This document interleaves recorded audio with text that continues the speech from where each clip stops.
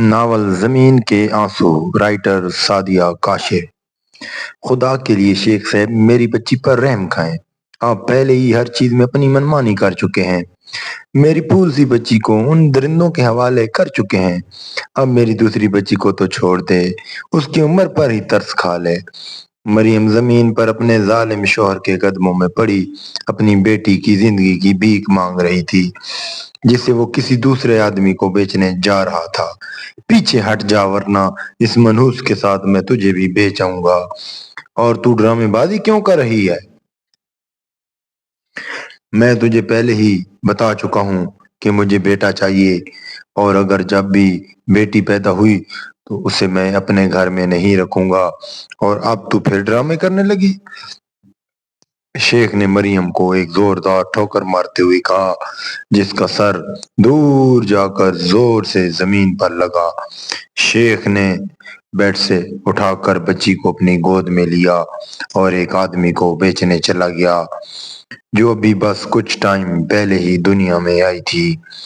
مریم روتی رہی، چلاتی رہی، لیکن اس بے رحم کو اس پر ترس نہ آیا اور وہاں سے چلا گیا۔ مریم اور شیخ کی شادی کو 2 سال گزرے تھے، لیکن اسے بیٹے کی خواہش تھی، لیکن اللہ کے حکم سے 2 بار ہی بیٹیاں ہوئیں۔ اس نے اپنی پہلی بیٹی کو بھی اس آدمی کے حوالے کیا تھا جسے اب یہ دوسری بیٹی کو بیچنے جا رہا تھا۔ نہ جانے یہ دنیا سے بیٹے کی ڈیمانڈ کب ختم ہوگی، جبکہ بیٹیوں سے زیادہ بیٹیاں ماں باپ کی وفادار ہوتی ہیں۔ وہ دوسرے گھر جا کر بھی اپنے ماں باپ کے بارے میں سوچتی ہیں، جبکہ بیٹے تب تک ہی اپنے ماں باپ کے ہوتے ہیں جب تک ان کا اپنا گھر نہ بس جائے۔ اگر ایسا ہی چلتا رہا تو ہر کوئی بیٹی کی ولادت سے ڈرے گا۔ ڈر بیٹیوں سے نہیں، ان کے نصیبوں سے لگتا ہے۔ نہ جانے کہاں ہوگی یہ دونوں پھول کی کلیاں، کن درندوں کے ہاتھوں چڑھی ہوں گی، اور کیا گزرتی ہوگی بیچاری مریم پر، جس نے اپنی دونوں بیٹیوں کو خود سے جدا ہوتے دیکھا تھا۔ حور میری جان، آپ اٹھ بھی جاؤ میری گڑیا، نیچے پاپا آپ کا ویٹ کر رہے ہیں۔ کالج نہیں جانا؟ آپ نے اٹھو، شاباش۔ ہنا خاتون، جو دیکھنے میں 40 سال کے لگ بھگ تھی، نیلے کلر کی شلوار قمیض میں ملبوس تھی، جس پر ہلکی سی سفید کلر کی کڑھائی ہوئی تھی، اور سفید کلر کا نیٹ کا دوپٹہ سر پر اوڑھ رکھا تھا، جن کا گول سا چہرہ اور چھوٹی چھوٹی آنکھیں جن میں کاجل لگا رکھا تھا اور ہلکی سی گلابی رنگ کی لپسٹک لگا رکھی تھی، وہ کمرے میں داخل ہوئی۔ کمرہ دیکھنے میں بہت بڑا تھا اور اس میں قیمتی فرنیچر پڑا تھا۔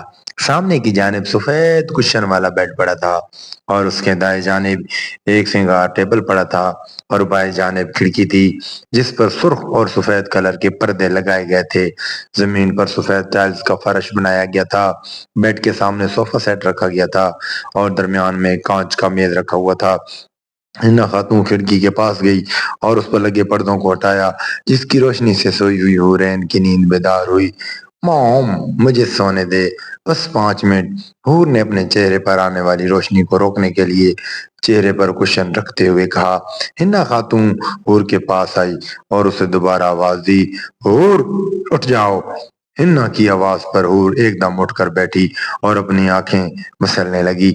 اوکے موم، آپ جائیں، میں 5 منٹ میں آ رہی ہوں، اور پلیز ایسے ناراض مت ہوا کریں۔ حور نے ہنا خاتون کو گلے لگاتے ہوئے کہا، کیونکہ وہ جانتی تھی کہ جب بھی ہنا خاتون ایسے زور سے آواز دے تو وہ اس سے ناراض ہوتی ہے، جو حور یہ برداشت نہیں کر سکتی تھی۔ ہا ہا ہا ہا ہا۔ پاگل حور کے واش روم جانے کے بعد ہنا خاتون کے چہرے پر مسکراہٹ نمودار ہوئی اور وہ کمرے سے باہر چلی گئی۔ جی کیا بات ہے، ہماری گڑیا ابھی جاگی کہ نہیں؟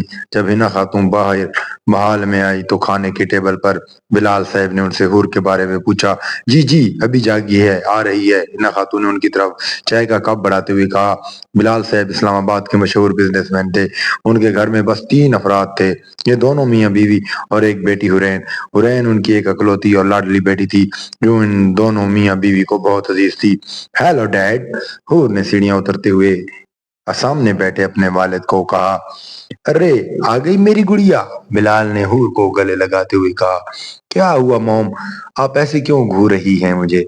हूर ने हिना खातून की तरफ देखते हुए कहा, जो उसके कपड़ों की तरफ देख रही थी। तुम मेरी बात कब मानोगी हूर? ऐसे कपड़े हमारे इस्लाम में नहीं है। तुम क्यों नहीं सुनती? अल्लाह कितना नाराज होता है। हूर ने अपने कपड़ों की तरफ देखा, जिसने ब्लू कलर की जीन्स पर ब्लैक कलर की हाफ स्लीव शर्ट पहन रखी थी। बाल कानों तक खिले थे, सफेद गोल चेहरा, काली स्याह आंखें, चेहरे पर हल्का सा मेकअप कर रखा था, गले में सुर्ख कलर का स्टॉलर ले रखा था। हूर देखने में बहुत खूबसूरत थी। उसकी उम्र 20 साल थी, लेकिन अपने माँ बाप की लाडली और बिगड़ी हुई बेटी थी। सो व्हाट मॉम, क्या है इसमें? आजकल यही चलता है, फैशन है मॉम, देखो हूर। उफ हुन्ना बेगम, बस करो, बची है, छोड़ो, जो करती है करने दो। इससे पहले हिना खातून कुछ और बोलती, बिलाल ने उन्हें टोक दिया, लेकिन बस हिन्ना, अब कुछ मत बोलना आगे। सब चुपचाप अपने नाश्ते में मसरूफ हो गए। हिना खातून मजहबी औरत थी, वो अक्सर इस लिबास से हूर को मना करती, लेकिन बिलाल साहब की वजह से वो चुप कर जाती। चलो बेटा, मैं चलता हूँ, शाम को मिलेंगे। बिलाल साहब ने अपना मोबाइल और फाइल उठाते हुए हूर के सर पर प्यार देते हुए कहा। वो जा चुके थे। मॉम एम, इससे पहले हूर अपनी माँ को कुछ बोलती, वो उठकर वहां से चली गई। मॉम को तो आकर मनाऊंगी, अभी लेट हो रही हूँ। और वो खुद भी कॉलेज जाने के लिए घर से निकल गई। इस तरफ देखो, वो उधर ही होगी, वो सहमी हुई लड़की गली के कोने में छुपी हुई उन लड़कों के जाने का इंतजार कर रही थी, जो उसकी तलाश में घूम रहे थे। उसने अपना सुर्ख दुपट्टा लिया और उससे अपना चेहरा ढांप लिया। या अल्लाह, मुझे बचा ले, मैं क्या करूं, कैसे भागूं यहाँ से? ये मासूम सी लड़की बहुत घबराई हुई थी। उसने सुर्ख कलर का लहंगा पहन रखा था और चेहरे पर तेज ब्राइडल मेकअप किया गया था। उसका सफेद सा रंग था, बड़ी बड़ी आंखें जिनका कलर ब्राउन था। उसकी उम्र 21 साल थी। उसका नाम हानिया था। वो एक गरीब घराने से ताल्लुक रखती थी।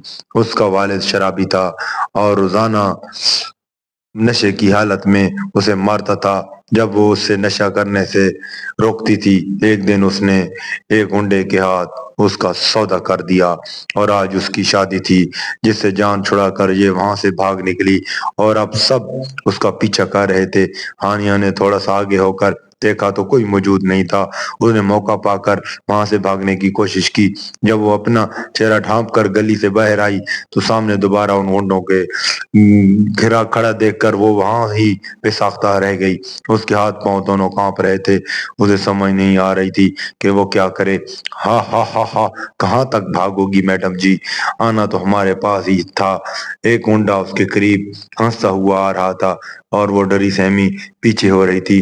जब वो पीछे की तरफ मुड़ी तो दूसरा आदमी उसे पीछे मौजूद था। उन्होंने उसे धक्का दिया और वहां से भागती हुई एक घर में जा पहुंची। जब वो घर में दाखिल हुई तो वहां बहुत अंधेरा था। वो एक चारपाई के नीचे छुपी। ये जोर से एक दरवाजा खुला और ओंडे अंदर आए। घर में एक खातून मौजूद थी। ए बुढ़िया, यहाँ कोई लड़की आई जो दुल्हन के लिबास में थी? उस खातून ने नहीं में सर हिलाया। वो सब वहां से चले गए तो उस खातून ने दरवाजा बंद किया और हानिया को बाहर आने का कहा। बाहर आ जाओ बेटी, वो लोग चले गए हैं। हानिया ने हैरान होते हुए उनकी तरफ देखा। आपको कैसे पता आंटी कि मैं यहाँ? मैंने देख लिया था बेटा। और कौन थे वो लोग? उन्होंने हानिया से उन गुंडों के बारे में पूछा। हानिया ने सारा वाकया बयान किया। आपका बहुत शुक्रिया, आपने मेरी जान बचाई। अब मैं चलती हूँ। हानिया ने उनसे जाने की इजाजत ली। कहाँ जाओगी तुम? उस खातून ने हानिया का हाथ पकड़ते हुए कहा। पता नहीं आंटी, जहाँ किस्मत ले गई। हानिया ने अपने आंसू साफ करते हुए कहा। तो तुम यहाँ ही रहोगी बेटा, मेरे पास, मेरी बेटी बनकर? उन्होंने उसे प्यार करते हुए कहा और वो उनके गले लगकर रोने लगी। आगे